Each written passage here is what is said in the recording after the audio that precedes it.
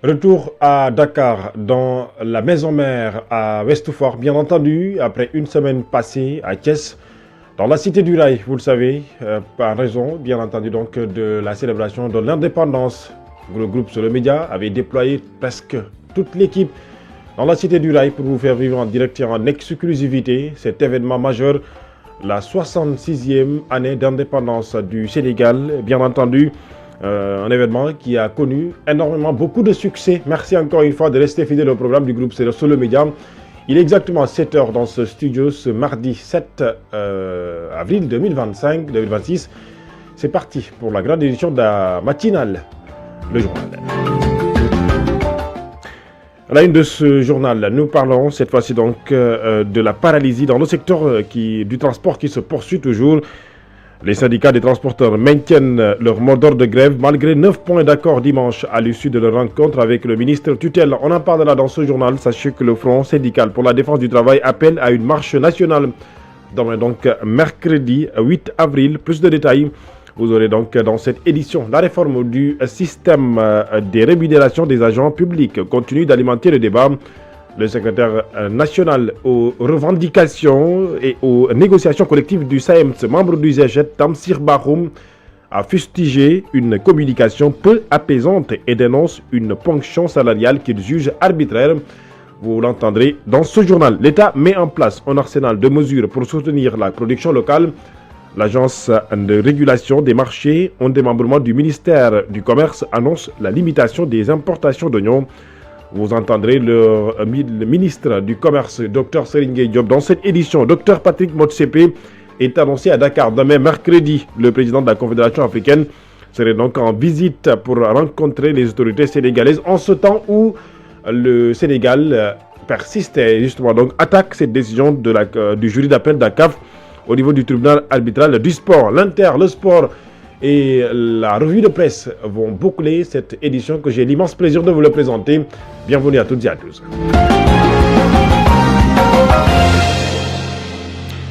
Merci de rester fidèle au programme du groupe Sur le Média. Bonjour et bienvenue à la mine Senghor devant ce micro en parfaite collaboration avec Mohamed Thiam et Baba Aydra à la partie technique. Nous parlons cette fois-ci de la grève dans le secteur du transport qui se poursuit toujours malgré des avancées importantes enregistrées dans les négociations entre le ministère des Transports et les syndicats du transport routier à l'issue d'une rencontre de plus de 9 heures à Diamniadio au niveau donc, ou en tout cas dimanche dernier. Pourtant, les deux parties ont conclu 9 points d'accord. Le point avec Khalifa Ababakar Sall.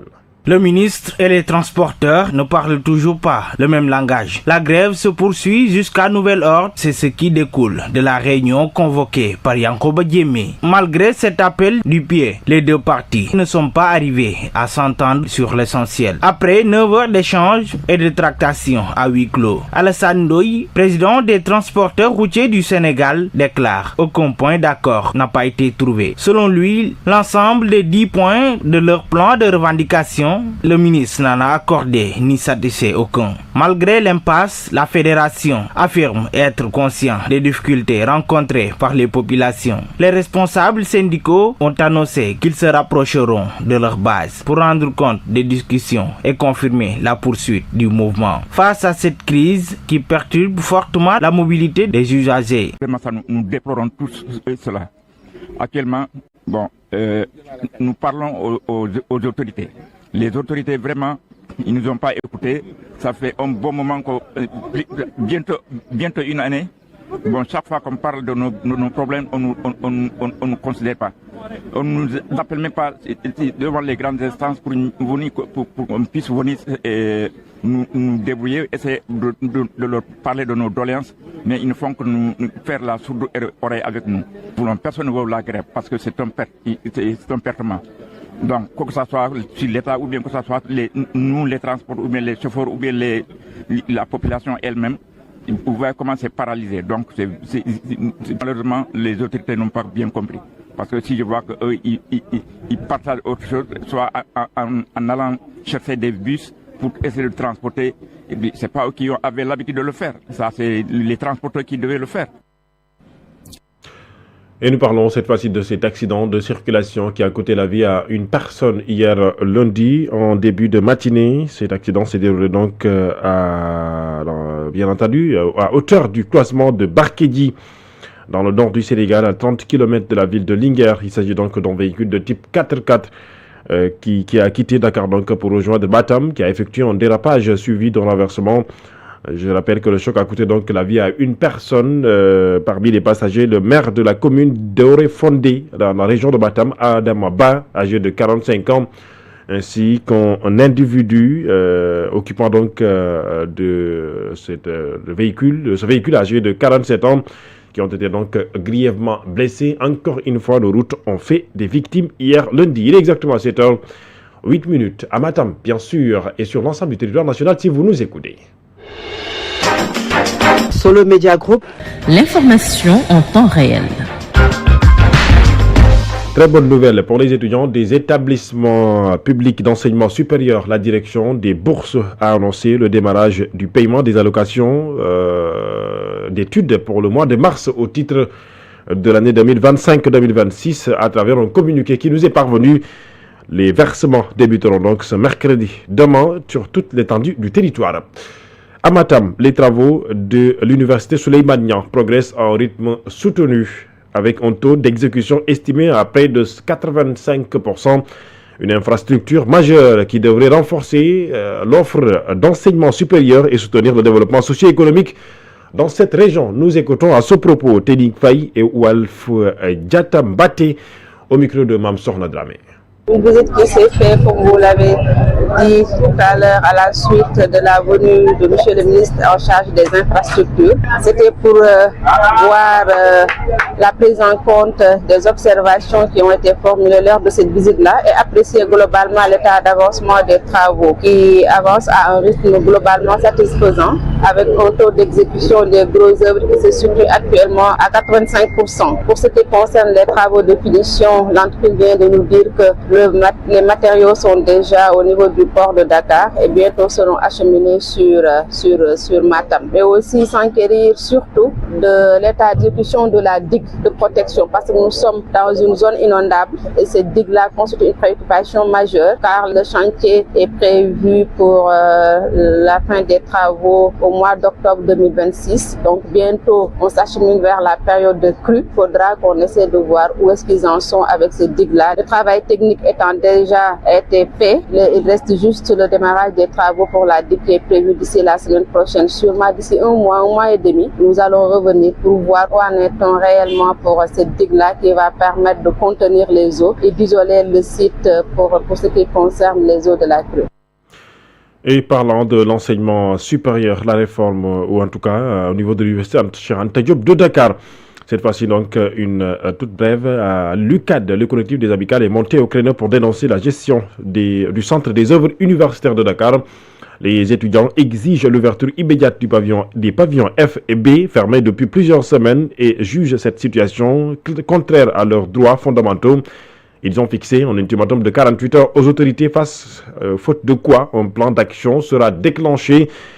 Une note, en tout cas une information confirmée à travers un communiqué. Le collectif réclame également l'indemnisation des pertes matérielles subies lors des interventions des forces de l'ordre et de sécurité, ainsi que la prise en charge urgente des étudiants blessés. Enfin, les revendications portent aussi sur le paiement des rappels de bourse et l'organisation d'assises inclusives. Avant toute réforme dans le monde universitaire, les étudiants dénoncent par ailleurs le silence persistant des autorités. Autre chose, dans ce journal, la réforme du système de rémunération des agents publics qui continue d'alimenter le débat au Sénégal. Dans son discours le 3 avril, le Premier ministre Ousmane Sonko, qui a présidé la fermeture de la Semaine nationale de la jeunesse, a pointé les disparités salariales dans le secteur éducatif. Une sortie qui a suscité des réactions critiques, notamment donc celui du secrétaire général aux revendications et aux négociations collectives du SAEMS, membre du G7. Il s'agit de Tamsir Bahoum.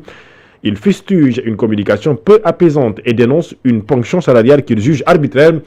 Le voici, il s'est entretenu avec Sira Béatrice Ndiona. Ce que nous avons entendu le 3 avril 2026 en marge de cet anniversaire de mouvement politique est, disons-le clairement, catastrophique. Un Premier ministre est censé incarner la hauteur de l'État, le dialogue et l'apaisement. En choisissant une tribune partisane pour s'attaquer à des serviteurs de la République que sont les enseignants, il troque son costume de chef de gouvernement contre celui d'un militant en colère. C'est une faillite totale de la communication institutionnelle. On ne gère pas une crise sociale par la bravarde ou le mépris. On la gère par la concertation. S'agissant de la priorité des ponctions de salaire, nous devons le dire. Sur cette question de ponction de salaire, nous ne sommes plus dans la simple application de la loi, mais dans une forme de méchanceté gratuite et abusive. Retirer des sommes colossales sur des salaires déjà précaires et qui ont fait que les enseignants soient en grève en inscrivant 10 jours sur le bulletin de salaire de l'enseignant alors que l'enseignant n'a jamais suivi un mot d'ordre qui s'articule autour de 10 jours de grève. C'est s'attaquer à la dignité des familles, c'est vouloir mettre à genoux ceux qui tiennent le pays debout. Je tiens ici à corriger M. le Premier ministre car sur un point essentiel, il ose dire que les enseignants pleurnichent. C'est une insolence inouïe. Les enseignants ne pleurnichent pas, ils revendiquent.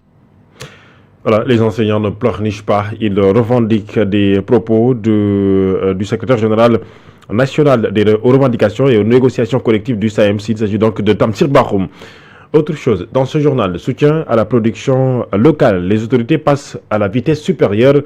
L'agence de régulation des marchés en démembrement du ministère du Commerce annonce la limitation des importations d'oignons, de riz, d'autres produits agricoles et la mise en place d'un plan stratégique de développement sur les 4 années à venir. L'objectif recherché est de faciliter l'écoulement des productions nationales et de renforcer surtout la souveraineté alimentaire. Je vous propose d'écouter le Dr Serigne Gueye Diop, il est le ministre du Commerce. Une des solutions, c'est effectivement la réfrigération. Nous avons dit que c'était un facteur limitant, c'est-à-dire qu'aujourd'hui, grâce au dynamisme des maraîchers, des producteurs, nous avons atteint pratiquement des quantités suffisantes pour la pomme de terre, aussi des quantités suffisantes pour l'oignon. Ce qui se passe, c'est que nous avons encore des pertes post-récolte liées justement à un manque donc de structures de refroidissement et de stockage froid. C'est pour cette raison-là que nous avons décidé que le principal objectif à partir de l'année 2026 et 2027, c'est la construction de chambres froides et d'une capacité d'abord de 150 000 tonnes et puis dans 2-3 ans arriver donc à 250 000 tonnes. L'objectif c'est de ne plus importer ni de la pomme de terre, n'est-ce pas? On a fait presque 11 mois cette année, ne plus importer aussi de l'oignon, on était à presque 9-10 mois cette année et ça peut se faire avec la construction de chambres froides. L'autre chose c'est la régulation des produits. Il faut savoir dès que vous avez ces chambres froides aussi, il n'y a plus de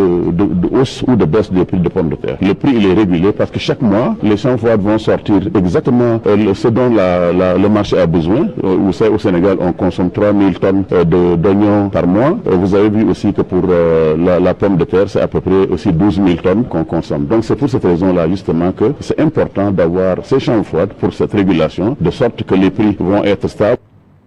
Docteur Serigne Gueye Diop, vous venez à l'instant d'écouter. Il est exactement 7h passé de 15 minutes à Diofior et c'est dans l'arrondissement de Fimela, département de Fatick, région de Fatick bien entendu. Sur le média, si vous nous écoutez.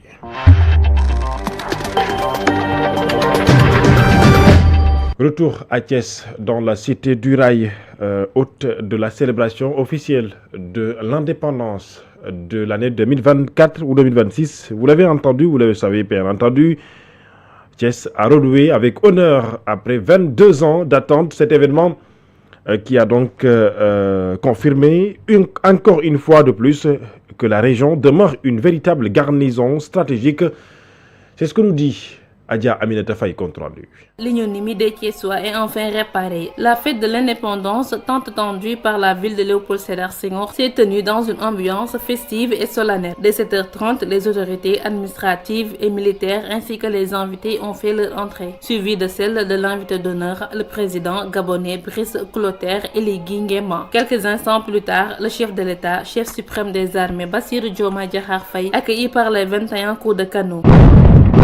Des coups de canon traditionnellement tirés lors de la réception d'un chef d'État ou d'un membre d'une famille royale. Place ensuite à l'exécution de l'hymne national.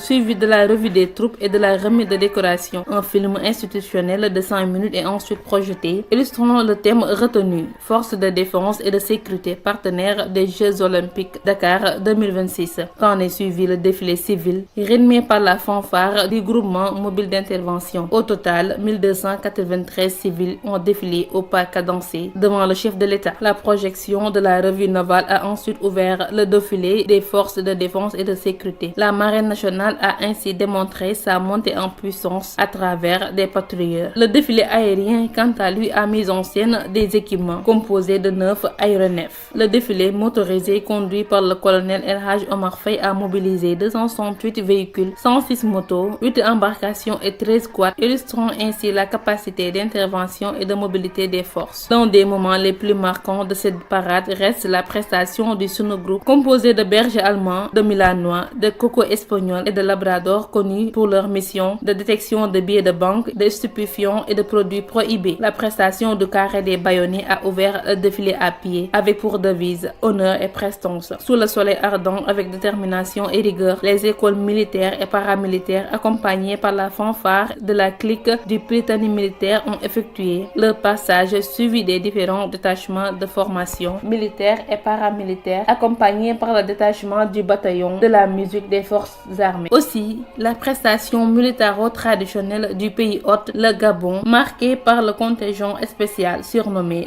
les Pygmées. Pour clore ce défilé marquant le 66e anniversaire de l'accession du Sénégal à la souveraineté internationale célébrée à Djanken, région de résistance et de bravoure, l'escadron monté a offert une impressionnante démonstration. Cette année, 3 innovations majeures ont été notées. Un effectif de 105 chevaux, un peloton féminin et un peloton équestre symbolisant les Jeux Olympiques de la jeunesse Dakar 2026. 4 avril 2026, une journée qui a encore montré que Thiès fut et reste une ville de garnison. Merci à vous pour ce compte rendu. Adia Aminata Faye depuis Thiès, bien entendu, Thiès qui a célébré l'indépendance dans la plus belle des manières, avec surtout donc le défilé des militaires. Je rappelle que le président Bassirou Diomaye Faye qui a présidé cette célébration de la 66e fête d'anniversaire d'indépendance du Sénégal a fait un crochet vers son village natal, notamment Ndiaganiao, avant donc de se rendre à Dakar. Hier donc lundi, le président gabonais a donc quitté le Sénégal, puisque je rappelle qu'il était l'invité d'honneur de cette célébration. Il est exactement 7h passées de 20 minutes. L'actualité internationale s'en suivra. Actualité internationale. L'actualité internationale nous mène d'abord au Bénin, où la présidentielle du 12 avril se prépare. La campagne est entrée dans sa dernière ligne droite.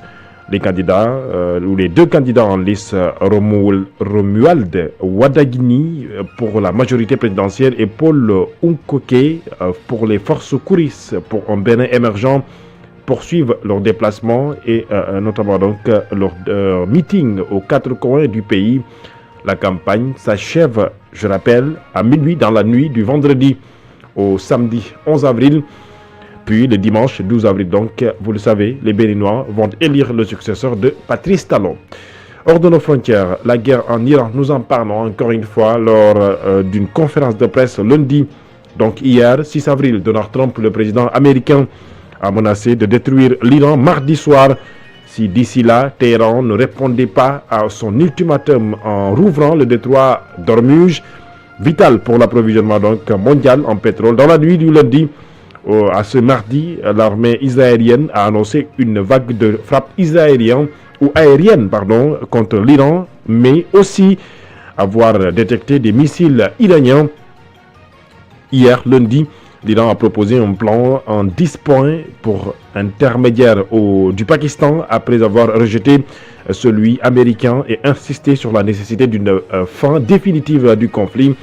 Ce 6 avril, l'armée israélienne a frappé avec force le plus grand complexe pétrochimique de Shaus Park en Iran, situé à Assa Souley, une cible clé qui assure environ la moitié de la population pétrochimique du pays, a déclaré le ministre israélien à la défense, carte dans un message qui nous est parvenu. Mais sachez que ce conflit se poursuit toujours au niveau donc de l'Iran, puisque le moment est critique. Israël pousse que Donald Trump refuse un cessez-le-feu, à moins que l'Iran ne fasse des concessions majeures comme la réouverture du détroit d'Ormuz ou la renonciation à tout uranium enrichi. Nous reviendrons certainement sur l'évolution de cette affaire, bien entendu donc la guerre au Moyen-Orient. L'autre partie de ce journal est consacrée au sport, ce sera juste après ceci. Solo Média. L'actualité sportive. L'actualité sportive, sachez que le président de la Confédération africaine, Dr Patrick Motsepe, est annoncé au Sénégal, à Dakar, demain mercredi. C'est une semaine après son annonce de venir au Sénégal pour rencontrer les autorités, notamment le président de la Fédération sénégalaise de football, Abdoulaye Fall, et le président de la République, son Excellence Bassirou Diomaye Faye. Une information a donc été donnée hier, donc tard dans la nuit, une information à laquelle les autorités sénégalaises n'ont pas encore communiqué. Donc sachez qu'il est donc annoncé demain mercredi au Sénégal, Dr Patrick Motsepe. L'actualité, c'est aussi la Ligue des Champions avec le début aujourd'hui des quarts de finale de cette Ligue des Champions 2025-2026 à 19h. Sporting jouera contre Arsenal et sachez que le match le plus en vue aujourd'hui, c'est donc le Real Madrid qui recevra le Bayern de Munich au Santiago Bernabéu à 19h.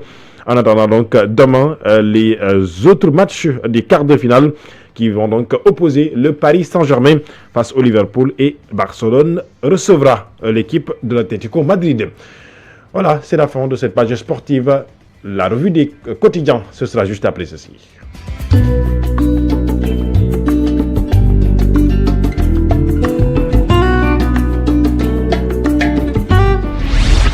Solo Media Group. La revue de presse. Nous démarrons comme à l'accoutumée par le journal Solo ce matin qui revient sur la fête de l'indépendance avec surtout le message du président de la République Bassirou Diomaye Faye qui